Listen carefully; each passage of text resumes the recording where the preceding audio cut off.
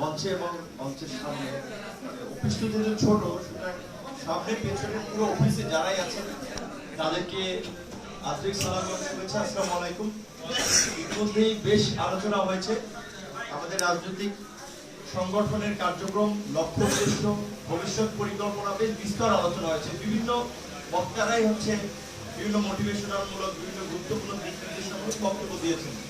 সে সময় বক্তব্য দিলে এখন আমার কাছে খুব নতুন করে কিছু বলার নাই, কারণ প্রায় 10 থেকে 15 জনের মতো বলছে। তারপরেও অনেক কথা শুরু থেকে শুনছেন, তো অনেক কথা তো মনে আছে, মনে নাই, কেউ বাইরে গেছেন, ভিতরে ছিলেন। আমি সামারি আকারে ছোট করে আমাদের মূল আজকের কথাগুলো বলতে চাই। যে প্রথমত আজকের প্রোগ্রামটি ছিল জামালপুর থেকে আগত যুব অধিকার পরিষদের নেতৃবৃন্দের উদ্যোগে। যুব অধিকার পরিষদের নেতৃবৃন্দের সাথে বোধহয় ছাত্র এবং আমাদের অন্যান্য অঙ্গ সংগঠনের কিছু নেতৃবৃন্দ আছে।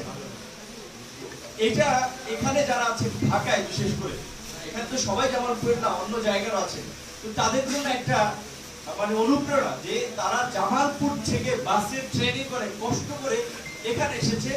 আমি একটা টি শার্ট গায়ে দিয়েছি সুন্দরভাবে, এখানে যুব অধিকার পরিষদের লোক আছে, সামনে জনতার অধিকার আমাদের অঙ্গীকার, আমাদের স্লোগানটা আছে, পেছনে যুব অধিকার পরিষদের লেখা আছে। আমিও গায়ে দিয়েছি, আপনারা অনেকে গায়ে দিয়েছেন। এই টি শার্টটা জামালপুরের বাইরেই করেছে, তারা জামালপুর থেকে এসেছে, নিশ্চয়ই তাদের যাতায়াত খরচ আছে, কেউ বাসে এসেছে, কেউ ট্রেনে এসেছে, তারপরে দুপুরের খাওয়া, আবার কেউ তারও আগে আসলে সকালের নাস্তা, আনুষঙ্গিকভাবে তাদের বেশ কিছু টাকা খরচ হয়েছে।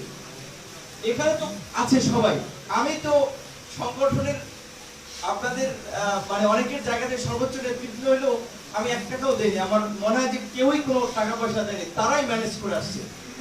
এটাই হচ্ছে আমাদের রাজনীতির শক্তি, এটাই হচ্ছে আমাদের রাজনীতির প্রেরণা, যে আমাদের যা কিছু লাগে আমাদের নিজেদের সীমিত সামর্থ্য এবং প্রচেষ্টা দিয়েই আমরা এই পর্যন্ত সবগুলো করে আসছি।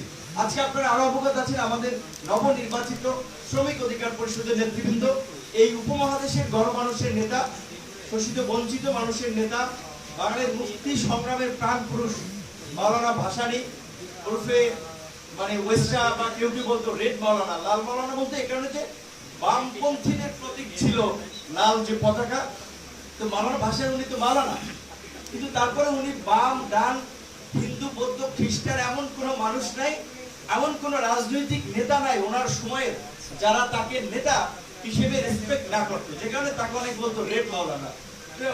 বাইরের বিভিন্ন ভাবে তাকে বিশেষায়িত করেছে। মাওলানা ভাসানীর কবর জিয়ারত করতে গেছে, তার প্রতি শ্রদ্ধা প্রদর্শন করতে গেছে, এবং আমাদের আরো বেশ কিছু নেতৃবৃন্দ ঢাকার বাইরের বিভিন্ন প্রোগ্রামে গেছে, অনেকে নাই, আপনারা এখানে এসেছেন।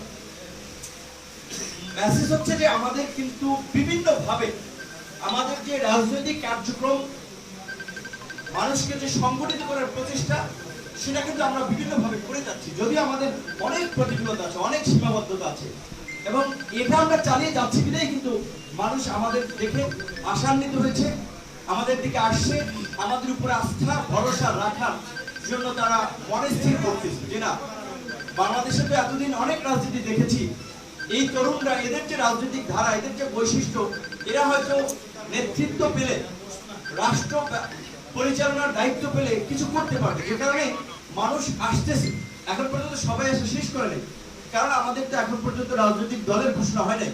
তারপরে 5টা অঙ্গ সংগঠন তৈরি হয়েছে, ছাত্রদের নিয়ে ছাত্র অধিকার পরিষদ, যুবকদের নিয়ে যুব অধিকার পরিষদ, শ্রমিকদের নিয়ে শ্রমিক অধিকার পরিষদ, এবং বিভিন্ন পেশাজীবী যারা রয়েছে তাদের নিয়ে পেশাজীবী অধিকার পরিষদ। একই সাথে বাংলাদেশের যারা প্রবাসী, বিশ্বের বিভিন্ন দেশে থাকে, দেশের উন্নয়নে ভূমিকা রাখে, বাংলাদেশের ভাবমূর্তিকে যারা তুলে ধরে, কারণ প্রবাসীদের মাধ্যমে আমাদের দেশকে চেনে, তাদের কাজকর্মের মাধ্যমে ভালো করলেও তাদের সেটা বাংলাদেশের সুনাম, খারাপ করলেও বাংলাদেশের দায়। সেই প্রবাসী ভাই বোনদের নিয়ে আমাদের সংগঠন আছে, প্রবাসী অধিকার পরিষদ, প্রায় 52টা দেশে কার্যক্রম। রাজনৈতিক দল ঘোষণা না করে আমাদের 5টা এই অঙ্গ সংগঠন আমরা ইতিমধ্যে তৈরি করেছি, এবং এখন পর্যন্ত 5টা অঙ্গ সংগঠন কোনো বিশৃঙ্খলা নাই, ওই অর্থে সুন্দর মসৃণ ভাবে তাদের কার্যক্রম নেতৃত্ব চলছে। একেবারেই দুধে ধোয়া তুলসী পাতা এরকম না, কিছু সমস্যা তো থাকবে। একটা পরিবারের মা, মেয়ে, ছেলে, বাবা, পরিবারের ভাই বোনদের মধ্যে টুকটাক ঝামেলা থাকে।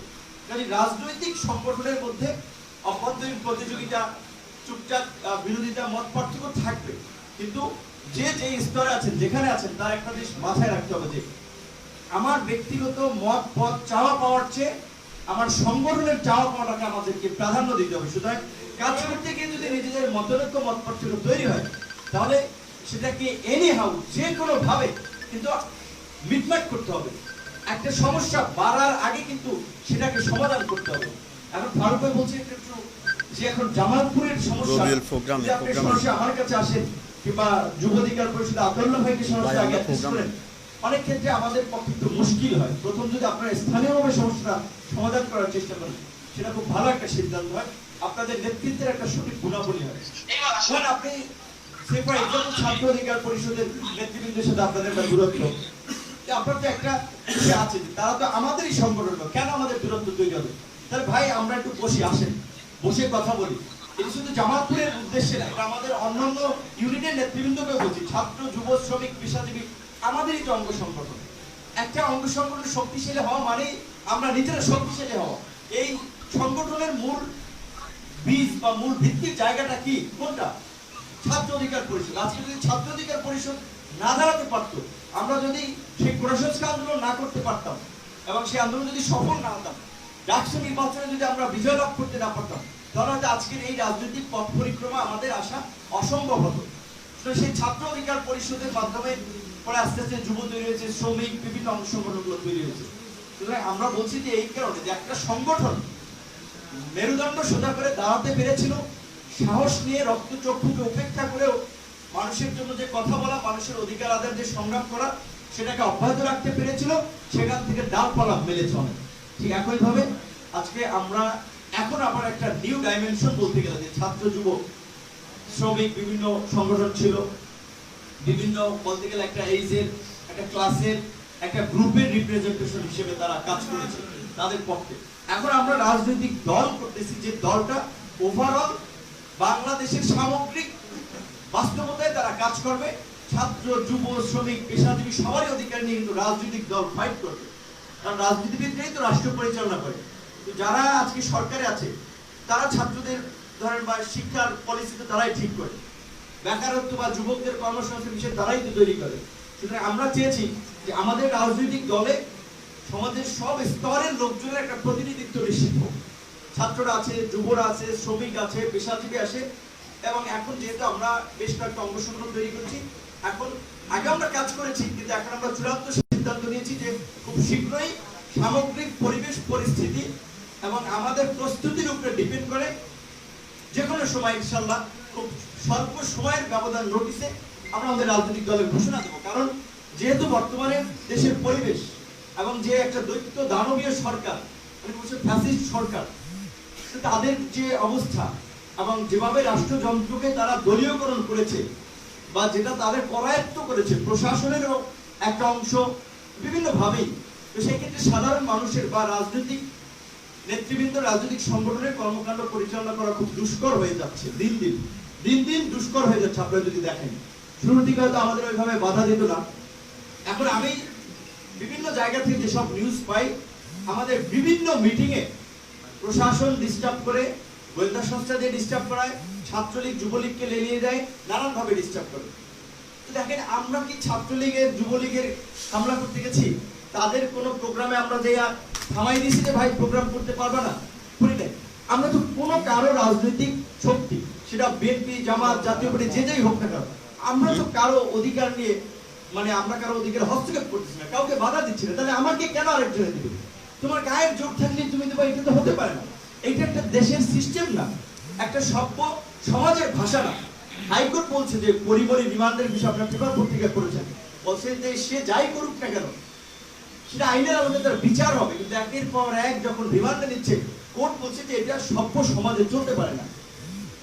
কিন্তু এই যে কাজকর্মগুলো চলছে, তাহলে সমাজটা সভ্য থেকে অসভ্যর দিকে যাচ্ছে। এই কারণেই আইনের ব্যত্যয় ঘটছে। সংবিধানে যেটা লেখা আছে তার উল্টো চিত্র হচ্ছে।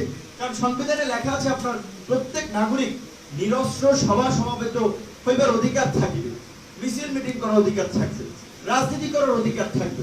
যদিও আপনার ৭৫-এ আমাদের মুক্তিযুদ্ধের মহান নেতা বঙ্গবন্ধু শেখ মুজিবুর রহমান একটা পরিস্থিতিতে তিনি বাকশাল করেছিলেন, সমস্ত রাজনৈতিক দলকে নিষিদ্ধ করেছিলেন, 4টা পত্রিকা বাদে সব পত্রিকাগুলোকে বন্ধ করে দিয়েছিলেন। কিন্তু আবার জিয়াউর রহমান যখন সেরা শাসকও হিসেবে তিনি ক্ষমতা আসছেন, তিনি আবার আপনার সামরিক শাসকরা সাধারণত রাজনৈতিক করার পরিবেশ দেশে সৃষ্টি করে না, কিন্তু জিয়া একটু ব্যতিক্রম ছিলেন। তিনি বুঝতে পেরেছিলেন এটা একটা যুদ্ধ বিধ্বস্ত দেশ, দেশটাকে গড়তে হলে দেশের সমস্ত স্টেক হোল্ডারকে কাজে লাগাতে হবে, সবাইকে সুযোগ দিতে হবে কাজে। তো যাই হোক, তিনি আস্তে আস্তে সবাইকে রাজনীতি করার আমার অনুমতি দিয়েছিলেন। এবং আওয়ামী লীগও কিন্তু যদিও বলে তারা রাজনীতির খাতিরে যে ধরেন বিএনপি ক্যান্টনমেন্ট থেকে উঠে আসা দল, আওয়ামী লীগ কিন্তু আবার সেই ক্যান্টনমেন্ট থেকে উঠে আসা নেতার মানে সরকারেরই বা নেতার সেই সামরিক আমলে কিন্তু আবার রাজনীতি করার নতুন করে আপনার ইয়ে এনেছে, যেটা বলে রাজনীতি করার কি বলে ভুলে গেলাম, মানে পারমিশনটা নিচ্ছে। তো সামরিক শাসকরা অনেকে ভালো কিছু করেছিল। এবং বর্তমান যে আওয়ামী লীগ, এটা আমাদের ইতিহাস আমরা চাইলে অস্বীকার করতে পারবো না। আওয়ামী লীগ আপনার বিশেষ করে মানে আওয়ামী লীগের নেতৃবৃন্দ অনেকে বলে আপনার ৭১-এর আগের একটা ভূমিকা ছিল, বা ৭২-এর আগে একটা ভূমিকা ছিল, ৭২-এর পরে আরেক রকমের ভূমিকা। ৭১-এর আগের ভূমিকার কারণেই তারা মানুষের কাছে প্রশংসিত, মানুষ তাদেরকে সম্মান করে। বিশেষ করে ওই সময় বাঙালির অধিকার আদায়ের জন্য, মুক্তি সংগ্রামের জন্য বঙ্গবন্ধু শেখ মুজিবুর রহমানের নেতৃত্বে দলটি বেশ ভালো ভূমিকা রেখেছিল। তাদের স্লোগানই ছিল মানুষের ভোট ও ভাতের অধিকার প্রতিষ্ঠার সংগ্রাম, বৈষম্যহীন রাষ্ট্র গড়া, মানুষের অধিকার প্রতিষ্ঠা করা। কিন্তু ভাগ্যের মনে করেন বলতে পারেন যে নিয়তি কিংবা আমাদের দুর্ভাগ্য যে সেই দলটি ঠিক উল্টে গেল। দেশ স্বাধীন হওয়ার পর থেকে আস্তে আস্তে তাদের চরিত্রের পরিবর্তন হতে শুরু করলো, এবং সেই দলটি বৈষম্যহীন সমাজের পরিবর্তে তারা সমাজে বৈষম্য তৈরি করেছে। গণতান্ত্রিক রাষ্ট্র ব্যবস্থার পরিবর্তে তারা একটা একদলীয় রাষ্ট্র ব্যবস্থা গড়ার দিকে আস্তে আস্তে ধাবিত হয়েছে। বিভিন্ন সময়ে যখন তারা ক্ষমতায় ছিল, কখনো আংশিক করেছে, কখনো পেরেছে, কিন্তু 2014 সালের পর থেকে এখন পর্যন্ত তারা যে ক্ষমতা আছে, এটা কিন্তু কেউ আমার মনে হয় একেবারেই মানে যারা 5-6 বছরের শিশু, যারা ন্যূনতম বোঝে, তারাও কিন্তু বলবে না যে এই সরকার জনগণের সরকার, এর একটা নির্বাচনের মধ্যে দিয়ে একটা সরকার গঠন হয়েছে। এবং এইটা কোনো ভালো মানুষ এইভাবে জনগণের ভোটাধিকার হরণ করে ভোট দিতে দিচ্ছে না। ভোট কেন্দ্রে কিন্তু আপনাদের মানে হচ্ছে অভিজ্ঞতা আছে, আমি আসলে গিয়েছেন, ভোট দিয়ে দিয়েছে অন্যরা, 3-4টা করে দিয়ে দিয়েছে, অন্য মানুষকে দিয়ে দেওয়াচ্ছে। তো মানুষ একটা রাষ্ট্রের নাগরিক হিসেবে, স্বাধীন সার্বভৌম দেশের নাগরিক হিসেবে তার কিছু অধিকার থাকে যে তার রায়ের মাধ্যমে তার পছন্দের প্রার্থী বা জনপ্রতিনিধি নির্বাচন করা। আজকে সেই সুযোগটাও নাই। যেই দলটি ভোট ভাতের জন্য লড়াই সংগ্রামের স্লোগান দিয়েছিল, সেই দলটি এখন মানুষের ভোট ভাতের অধিকার কেড়ে নিয়েছে। এইটা হচ্ছে আমাদের দেশের একটা চরম বাস্তবতা, যেটা অবজ্ঞা ভাই বলছে। স্বাধীনতার 50 বছরে আমরা এসে এখন ভোটাধিকার নাই, কথা বলার অধিকার একেবারে নাই, সেটা না। মানে হচ্ছে জনগণের ফ্রিডম অফ স্পিচ আছে, বাট ফ্রিডম আফটার স্পিচ নাই।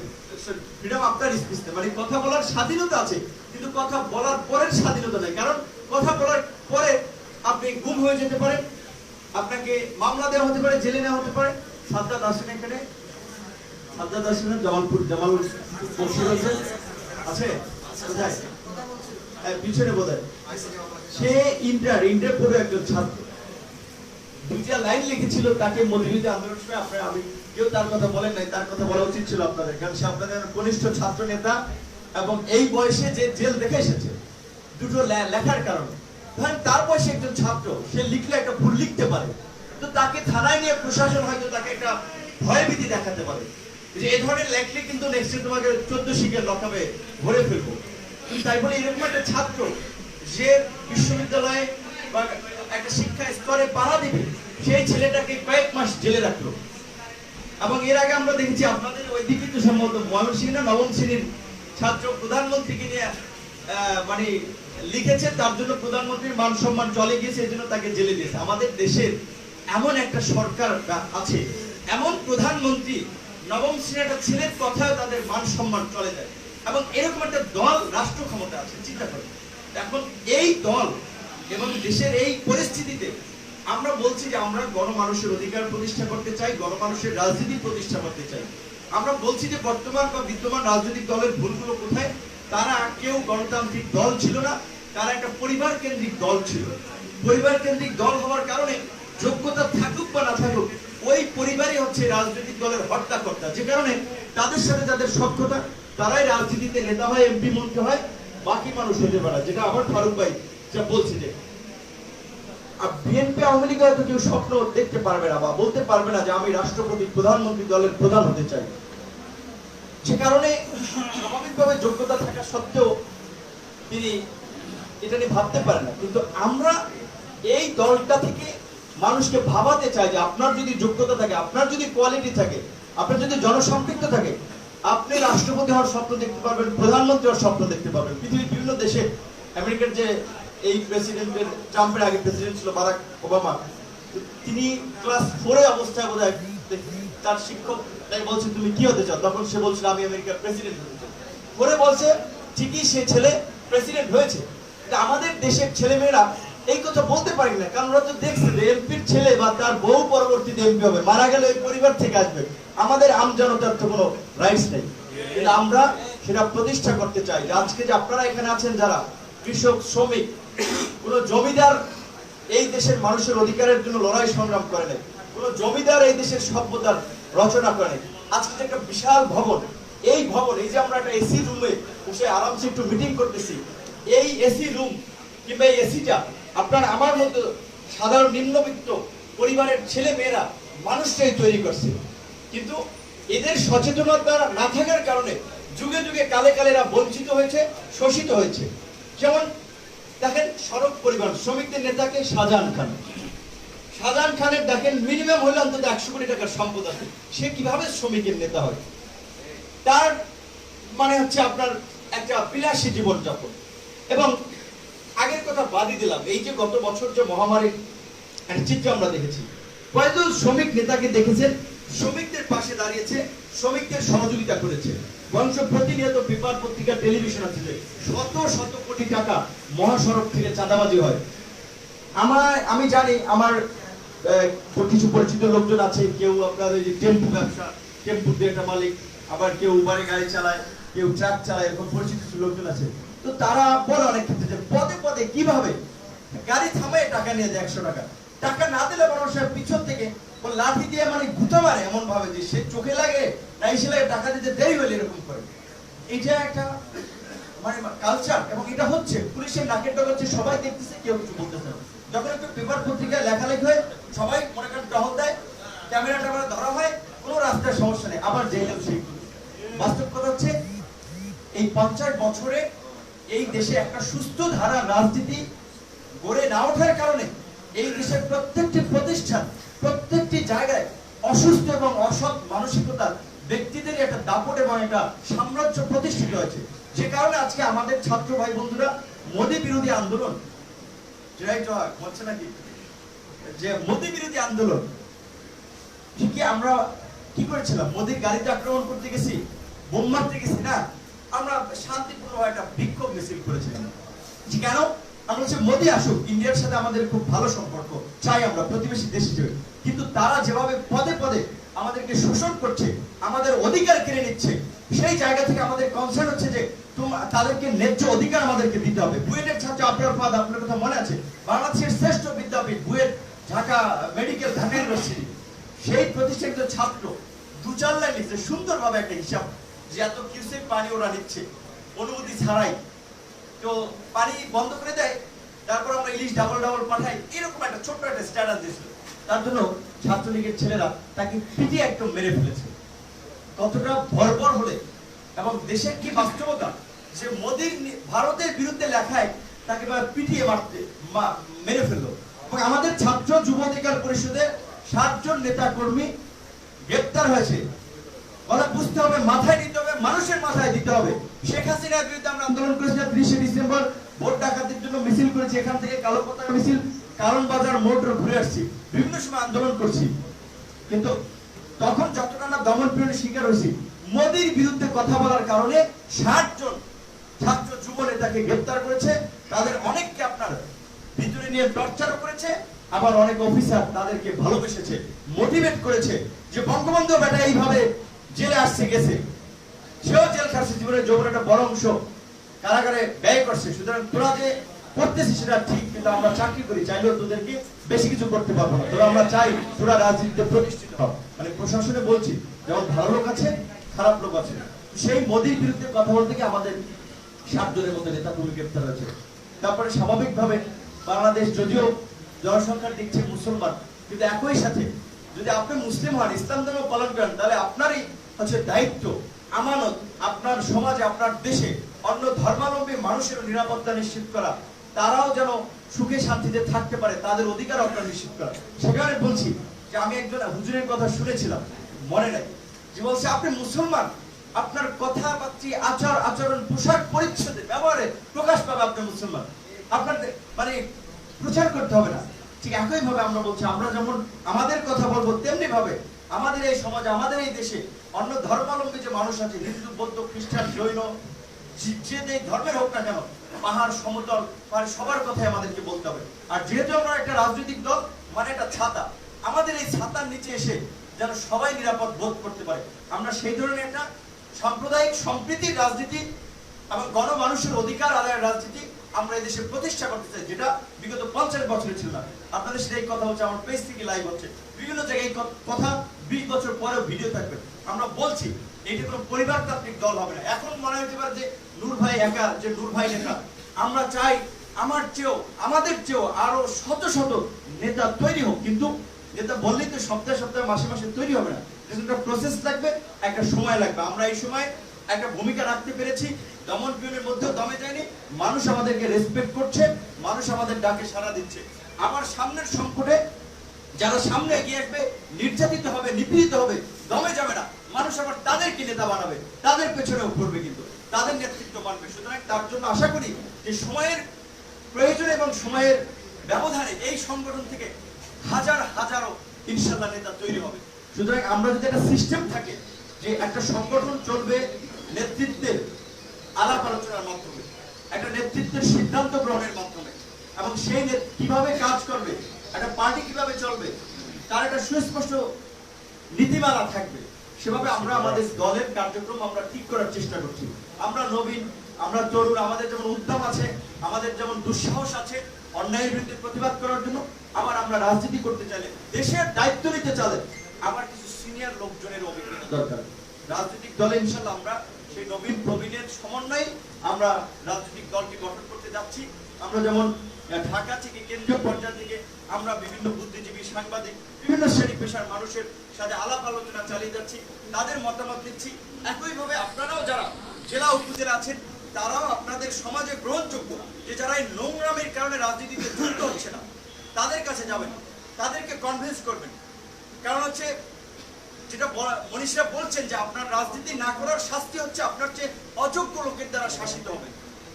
আজকের সমাজে কারা রাজনীতিতে নেতৃত্ব দিচ্ছে, কারা এমপি মন্ত্রী হচ্ছে, দেখেন আপনার, আমার কথা বলা লাগবে না, কথা শুনবেন না, আপনি বামে ডানে তাকাই দেখেন কয়টা এমপি, কয়টা মন্ত্রী, কয়টা মাইক লাগবে না।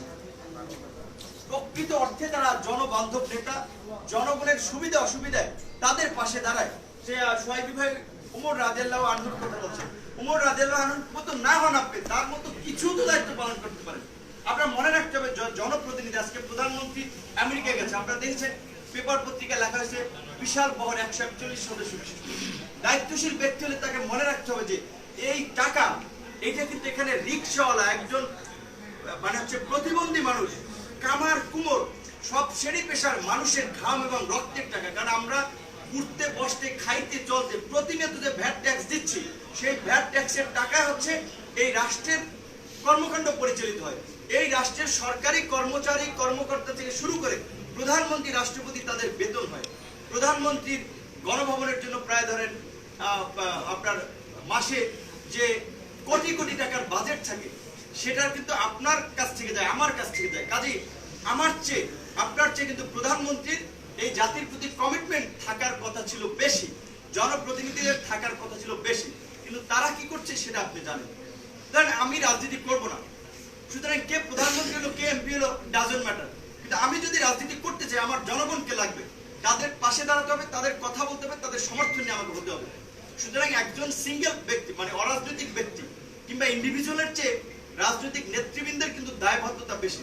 কিন্তু আমাদের দেশে নেতৃবৃন্দ আছে, নির্বাচনের আগে মনে করেন মাটি কাটতেছে রাস্তার পাশে, তারাও জড়াই দিলে, আরে চাচা ঠিক আছে ভোট দেন চাচা, আমি আপনাদের ছেলে এসে আসছি। নির্বাচনের পরে তার সাথে কথা বলতে গেল লাইন পাওয়া যায় না, সামসাদের কারণে একটা ফাইল নিয়েও যাওয়া যায় না, এরকম একটা অবস্থা।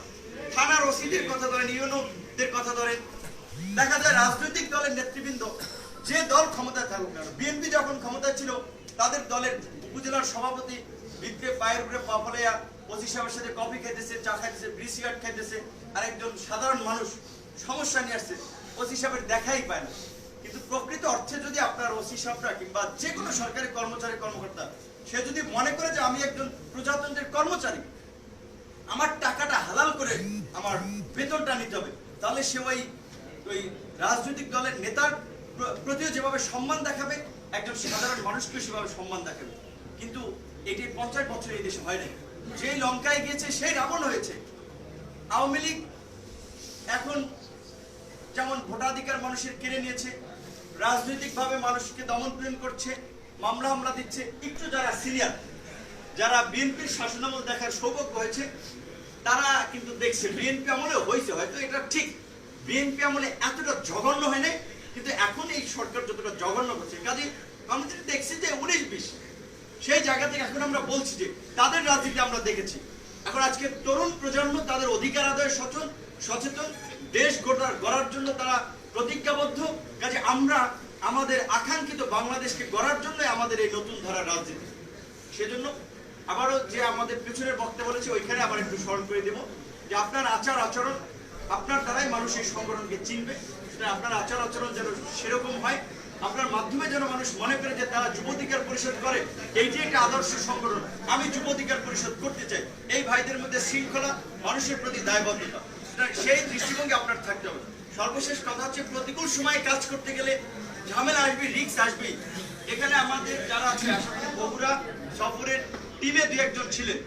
আমি বগুড়া যাব, তখন ডিএসপি, ওসি, এসপি তারা আমাকে ফোন দিয়েছিল যে ভাই ওখানে স্বেচ্ছাসেবক লীগের প্রোগ্রাম আছে, আপনি গেলে কিন্তু লাশ পুড়ে যেতে পারে, আমরা কিন্তু দায় নেব না, নিরাপত্তা দায় নেওয়ার। আমি বলছি ভাই লাশ যদি 14টাও পরে আমি বগুড়া যাব, আমাদের প্রোগ্রাম আমরা গিয়েছি, মার খেয়ে এসেছি। রাতুল আজকে ছিল, সেদিন খুব আমাকে সেভ করতে যে রাতুল মারাত্মকভাবে আহত হয়েছিল। কিন্তু দেখেন আমরা যদি সুবিধাভোগী হইতাম, কি দরকার ছিল বগুড়া যারা, আমরা কিন্তু চলে আসতে পারতাম। তারপরে আরো বিভিন্ন জায়গায় হামলার শিকার হয়েছি, কেন? তারপরে রাস্তায় লেগে আছি। এখন পর্যন্ত এখানে অনেক যারা আমরা রাজনীতি করতেছি, ধরেন আবু বকর ভাইয়ের কথা কিংবা আমাদের শাহ কামাল ভাইয়ের কথা, তারা কেউ আছে ছোট চাকরি করে কিংবা ব্যবসা বাণিজ্য করে, তাদের একটা আর্নিং সোর্স আছে। এখানে এমনও কয়েকজন লোক আছে যারা সংগঠনের মেইন স্ট্রিম থেকে সংগঠিত করতেছে, তাদের বাসার রান্না বান্না নিয়ে টেনশন করতে হয়, বিয়েও করে নেয়, তারপরেও টেনশন করতে হয় যে মাসের বাসা ভাড়া টাড়া কিভাবে কি দেবে, কিন্তু তারপর তারা রাজনীতি করতেছে। কারণ আমাদের এই যে সামগ্রিকভাবে সকলের যে একটা অঙ্গীকার প্রচেষ্টা, আমরা বিশ্বাস করি যে আমরা এই প্রচেষ্টা নিয়ে যদি একটু লেগে থাকতে পারি, দেশের মানুষ খুব অল্প সময়ের মধ্যে, যেটা ফারুক ভাই বলছে যে তৃতীয় শক্তি না, প্রথম শক্তি হিসেবে বেছে নেবে। দল ঘোষণা না দেওয়ার আগেই তো সারা বাংলাদেশে এমন কোন জায়গা আছে যেখানে আমাদের ছাত্র যুব শ্রমিক অধিকার পরিষদের অবস্থান নাই, এমন কোন জায়গা নাই যে নাই। সুতরাং রাজনৈতিক দলটা যদি ঘোষণা দেয়, আশা করি যে ইনশাল্লাহ এর চেয়ে আরো দ্বিগুণ না কতগুণ হবে, এটা হিসাবের বাইরে। কিন্তু তার জন্য আপনাদের সেই মানুষকে থাকতে হবে, একজন নতুন মানুষ আসবে, কারণ আমাদের সংগঠন নতুন, আমাদের আচার আচরণ রাজনৈতিক দৃষ্টিভঙ্গিতে ঘাটতি আছে, পার্থক্য আছে। একটা সংগঠনের প্রোটোকল কিন্তু আপনি সামনে স্বাভাবিকভাবে ওই সংগঠনের সিনিয়র নেতৃবৃন্দের বসতে, এখানে আমাদের এই আপনাদের যুব অধিকারের সভাপতি সুমন ভাই আছে, সাইফুল ভাই আছে, ঠিক একদম এটা একটা সিস্টেম যে আপনার সিনিয়র নেতৃবৃন্দের সামনে দিবেন।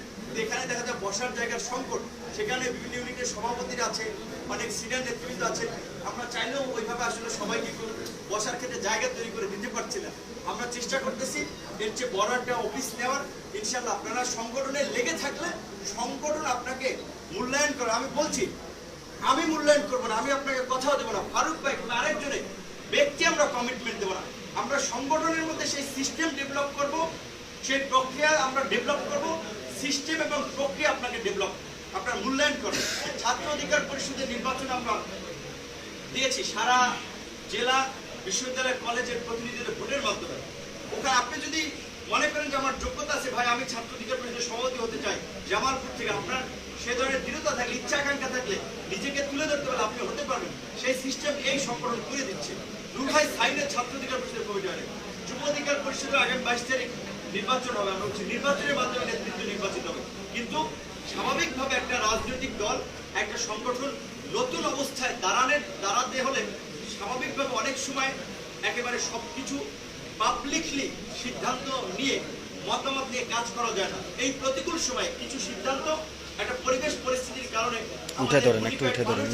জায়গায় অনেক সময় আমরা নিয়ে থাকি, সেটা সংগঠনের বৃহত্তর স্বার্থের কথা চিন্তা করি। কাজে সেটা হচ্ছে ঠিক একইভাবে আমি মনে করি জেলা লেভেলেও ছাত্র অধিকার পরিষদে হয়তো 2-4 জন সিনিয়র নেতৃবৃন্দ, যুব অধিকার পরিষদের 2-4 জন সিনিয়র নেতৃবৃন্দ আলাপ আলোচনা করে একটা বিষয় সিদ্ধান্ত নেবে, আপনারা সেটা মেনে নেবেন। যদি আপনাদের অমত থাকে আপনারা আলোচনা করবেন, ভাই এটা ভাবে করছে, এটা তো ভালো হয়নি। কিন্তু ফারুক ভাই যেটা বলছে সেটা নিয়ে ফেসবুকে ভাই বুঝ দেওয়া যে আমাদের মতামত নেওয়া হয় না, অমুক একাই নেতা হয়ে গেছে, এগুলো যদি আপনারা লেখেন, এখন কিন্তু ফেসবুকে যেমন সহজেই লাখ লাখ মানুষ একটা ভিডিও দেখে, একটা জিনিস ভাইরাল হয়ে যায়, ঠিক আপনার নেগেটিভ পোস্টটাও আরো বহুত মানুষ আছে স্ক্রিনশট দিয়ে প্রচার করবে যে আপনার তারা দেখে নতুন, এখনই তাদের এই অবস্থা, পরবর্তীতে কি হবে সেটা আপনাদের কিন্তু এই জায়গায় সচেতন থাকতে হবে। এবং আমরা বিশেষ ধন্যবাদ জানাই ময়মনসিংহ উপকমিটিকে, যুব অধিকার পরিষদের যারা তারা খুব অর্গানাইজ ভাবে কাজ করেছে, যে কারণে যুব অধিকার আমার ভালো লেগেছে যে ওয়ার্ড পর্যায় পর্যন্ত বিভিন্ন জায়গায় কমিটি চলে গেছে। সুতরাং তাদের এটা অবশ্যই একটা পারফরমেন্স। এবং ছাত্র অধিকার পরিষদও ময়মনসিংহ অঞ্চলে খুব ভালো সংগঠিত। জুরিরঞ্জন দাস তো ছিল, বোধহয় বাইরে গেছে, এখানে নাই, ছাত্র তারাও কাজ করেছে। ভাই 2-3 মিনিট সাইলেন্ট থাকে। সর্বশেষ যে কথাগুলো শেষ করবো, সংগঠনের জন্য কাজ করতে গিয়ে কোন ধরনের কেউ ঝামেলা করলে, বিপদে পড়লে সংগঠন আপনার পাশে থাকবে। সেটা মধ্যবিত্ত আন্দোলন দেখেছেন, আমাদের 62 জন সহযোদ্ধা যারা আপনার গ্রেপ্তার হয়েছিল, তাদের কারো পরিবারের সমস্যা আমরা আর্থিক সহযোগিতা থেকে শুরু করে তাদেরকে জেলখানা মুক্ত করা পর্যন্ত আমরা তাদেরকে সাপোর্ট দিয়েছি। এবং আমাদের জন্য, আপনাদের জন্য সবচেয়ে আনন্দের এবং সবচেয়ে আমি মনে করি খুশির একটা বার্তা হচ্ছে যে 60 জন মানুষ যারা জেলে গেছে, একটা মানুষ বের হয়ে বলে নাই ভাই আমি আপাতত কয়েক মাস রাজনীতি করবো না, কিংবা আমি রাজনীতি করতে চাই না। আমি ব্যক্তিগতভাবে বলে আমার একটা ধারণা ছিল কিছু মানুষ হয়তো অর্ধেক হয়তো রাজনীতি থেকে নিষ্ক্রিয় হয়ে যাবে, কিন্তু এবং কারণ আমরা শুনেছি কি হচ্ছে না হচ্ছে, যেটা বলছি কিছু মানুষ প্রথমে তাদেরকে মারধর করেছিল, সারা তোরা রাজনীতি করো, দেশ বিরোধী এই সেই করো। আবার যেটা বলছে, আবার কিছু অফিসার তাদেরকে মোটিভেট করেছে, সেটা তাদের মুখ থেকেও শুনেছে। আপনার বিনা ভাই বলছে কিছু অফিসারটা জেলখানার কয়েদিরা তাদেরকে মানে ভালোবাসা দিয়েছে যে ভাই আপনারা এগিয়ে চলেন, আমাদের পরিবার পরিজন আপনাদের সংগঠন করবে। শুরুর দিকে তারা জেলখানায় একটু হতাশা থাকলেও পরবর্তীতে তারাই উদ্বুদ্ধ হয়েছে এবং বাইরে এসে তারা যে বক্তব্য দিয়েছে, মোল্লা বিনিয়ামিন থেকে শুরু করে যারা মধ্যবিত্ত আন্দোলন ছিল, তাদের বক্তব্য আমাদেরকে আরো উৎসাহিত করেছে যে কারাগারে যেও তাদের মনোবল বিন্দুমাত্র টলে যায়নি, বিন্দুমাত্র ছোট হয়নি। সুতরাং আপনারা বাইরে যারা আছেন, আশা করি তাদের কাছ থেকে আরো অনুপ্রাণিত হয়ে প্রতিকূল সময়ে হয়তো কাজ করতে গেলে টুকটাক ঝামেলা হতে পারে, কিন্তু সেটাকে মোকাবেলা করার জন্য উপযুক্ত কৌশল ঠিক করে আমাদেরকে আগাতে হবে। যেটা ভয় বলছে, আমরা বেশি শক্তির চর্চা আমরা বিশ্বাসী না, আমরা ভালোবাসা দিয়ে মানুষের মন জয় করতে চাই। ধরেন আজকে বলছেন আপনারা জামালপুর অনেক ক্ষেত্রে হয় যে আপনাদের একটা মিটিং করতেছেন, সেখানে ছাত্রলীগের অন্য দলের কিছু ছেলে পেলে চলে ভাই এখানে কারা মিটিং করে এসে জামাত শিবিরের লোকজনই আপনারা দাঁড়িয়ে যাবেন যে ভাই আপনারা আসছেন, আপনারা কথা বলে আমরাও কথা বলি, আপনারা এলাকার মানুষ, আমরাও এলাকার মানুষ, আপনারা মরলে মাটি দিতে বা জানা যায় আমরাই যাব, আপনি আমার জায়গায় আসবেন, আপনার জায়গা জমি আপনার সাথে আমার বিরোধ নাই, ব্যক্তিগত আমাদের সত্যি আপনি একটা সংগঠন করেন, আমরা আর একটা সংগঠন করি। আমি তো আপনার ক্ষতি করিনি, আপনার মাথায় তো বাড়ি দিতে চাই, আপনি কেন আমার মাথায় বাড়ি দিতে আসবেন, আমার প্রোগ্রাম পণ্ড করতে আসবেন। আশা করি যে সুন্দরভাবে যদি কথা বলতে পারেন, যেটা মানে হচ্ছে হাতেম তাইয়ের ক্ষেত্রে ঘটছে এরকম, যে শুনছেন না, গল্প করছেন না, তাকে আপনার ওই খুন করতে আইসেও সেই লোক হচ্ছে মানে ভালো হয়ে গেছে, মানে তার আচার আচরণ ব্যবহার থেকে। ঠিক আমরা যদি এই সময় যারা একটু উগ্র, কিছু মানুষ আছে স্বভাবের কারণে অন্যরা তাদেরকে উগ্র বানাইছে, তারা মায়ের পেট থেকে উগ্র হয়ে বাইরে নেই, তারাও পরিবর্তন হবে। বুয়েটের মেধাবী ছাত্ররা যারা ওই পুস্তক নিয়ে টেবিলে ছিল, তারা কিভাবে খুনি হয়ে গেল? শুধু আপনার হত্যাকাণ্ড না, ছাত্র দলের আমলে বুয়েটের সানি হত্যা নামে একটি মেয়ের হত্যাকাণ্ড ঘটেছে। ছাত্র রাজনীতিতে এসে তারা খুনি হয়ে যাচ্ছে, নেশাখোর হয়ে যাচ্ছে, কারণ পরিবেশ তাদেরকে বাড়াচ্ছে। আমার নিজের চোখে আমি দেখেছি অনেক ছাত্র বাবা মা স্কুলের শিক্ষক ওই রাজনীতির ইসে ঘুরে নেশাখোর হয়ে গেছে, পড়াশোনা নিয়ে সার্টিফিকেট নিয়েও বিশ্ববিদ্যালয় থেকে বের হতে পারে। সেই ক্ষেত্রে সামগ্রিকভাবে মানুষকে যদি আমরা উপস্থাপন করতে পারি আমাদের সংগঠনে আমাদের চিন্তা ভাবনাটা এই, আমরা মাদকের বিরুদ্ধে, অন্যায়ের বিরুদ্ধে, দুর্নীতির বিরুদ্ধে, মানুষ আমাদের দিকে আসবে, যেটা মোল্লা বিনিময় বলেছিল। তখন তার বাবা মা বলবে এই সংগঠনটা কর, এখানে কোনো টিচিং করে না, এখানে কোনো মাদকাসক্ত ছেলে নেই, সেভাবে নিজেদেরকে গড়ে তুলতে হবে। এবং আমরা মানুষকে রাজনৈতিকভাবে একটা সচেতন করতে হবে যে আপনার আমার ভোটেই জনপ্রতিনিধি নির্বাচিত হয়।